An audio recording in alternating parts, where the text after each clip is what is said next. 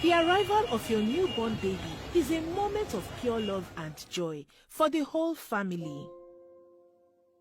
I never imagined something like this could happen to me. When I became pregnant, I was overjoyed that having a bundle of joy, in my stomach. But something happened that changed the whole story. Mrs. Shobowale was a civil servant and her husband was a pastor that was into printing. They led a normal life, not wealthy, but content. Their lives were about to take a dramatic turn. So I did all the necessary scans that I could do, that the pregnant women used to do. And there was no abnormalities that was detected during the scan. We just said they are twins. The children were born on July 16, 2003 in Island Maternity Hospital, Lagos, and to everyone's surprise, they were joined at the abdomen and sternum, and their livers had been fused.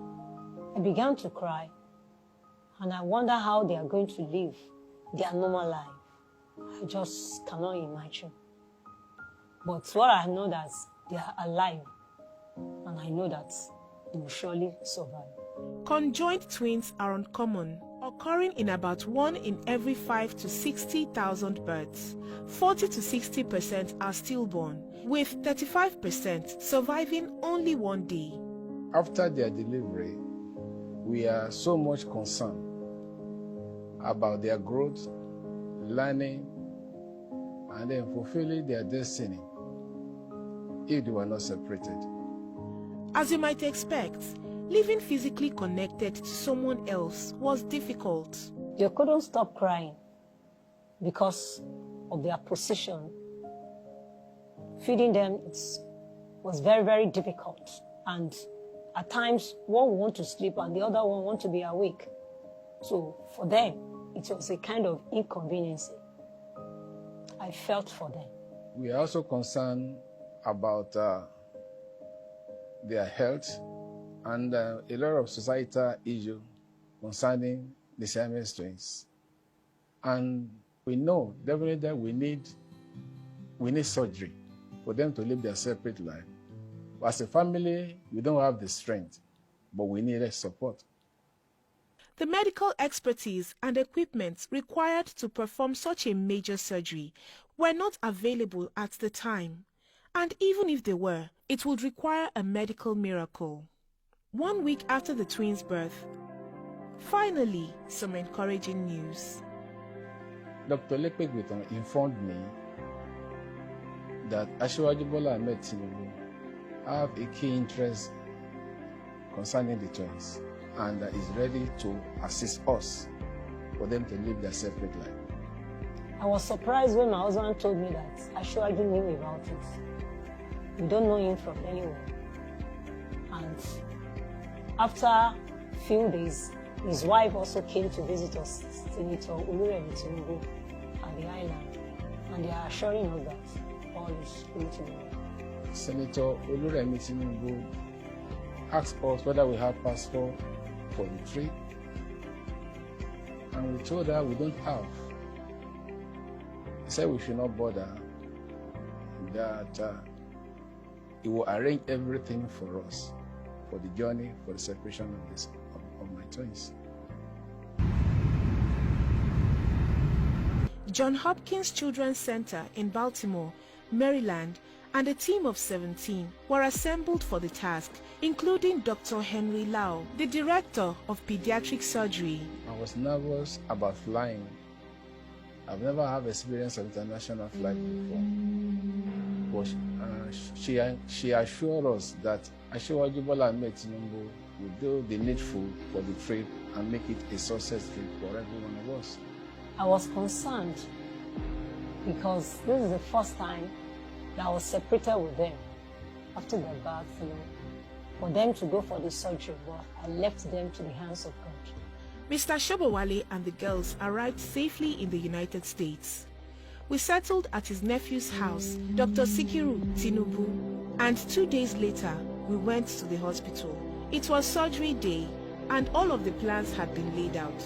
But now, it was time to put them into action. On that fateful morning, for the operation, I was scared.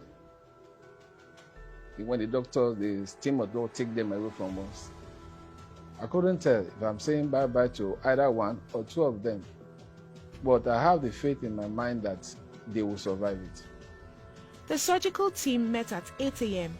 to administer anesthesia to the twins. At 11 a.m., the twins' chest bone, abdominal wall, and liver were separated and split between the babies. At interval, nurses will come to check on us at the reception end to assure us that everything is going on and give us the feedback. But we are scared. But we keep on praying throughout the period of that 5 hours for the operation. Following the 1-hour surgical separation, the medical team divided into 2 groups, one for each twin, to close the incision in the conjoined area.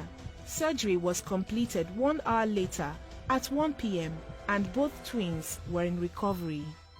The surgery went very smoothly with no problems at all, said Dr. Colombani, chairman of the pediatric surgery. The twins' next step is to live a normal life. They will grow up to be healthy little girls. After the operation, we were told that the 2 of them survived the operation. And it was a blessing to us that seeing the 2 of them living a separate life when they were brought out of the operation. John Hopkins Hospital took care of them very well. And after a few days, we were discharged to go home. Any moment from now, we can go back to Nigeria.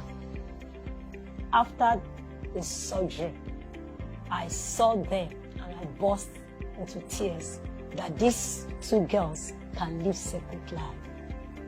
They could crawl normally like normal children. They could walk. They could do things on their own. You know, I'm so grateful to God and to the people that helped them. With the surgery over and their health restored, the children would get to live a normal life.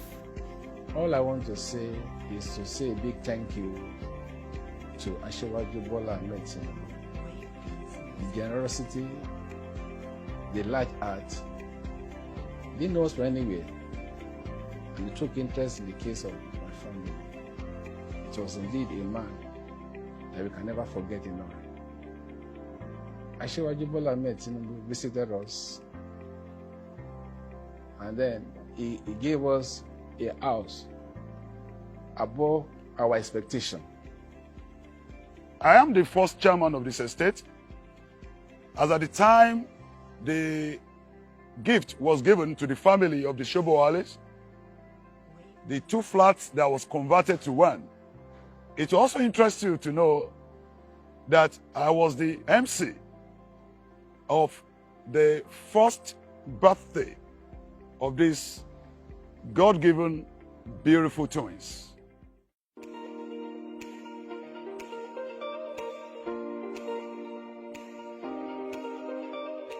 Hi, I'm Favor. Hi, I'm Faithful, and we were born conjoined. conjoined.